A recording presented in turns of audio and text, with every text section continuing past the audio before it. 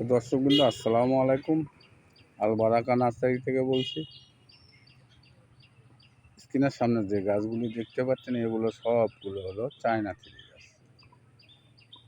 দেখেন একটা গাছ কত লম্বা হবে, প্রায় 8 ফিট হবে।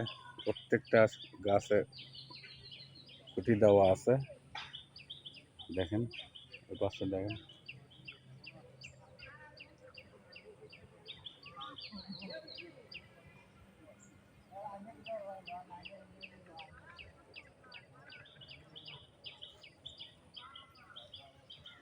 এগুলো 10 ইঞ্চি টবে আছে, 6 ইঞ্চি টবও আছে, এর চেয়ে ছোটো গাছও আছে, এর চেয়ে বড়ো গাছও আছে।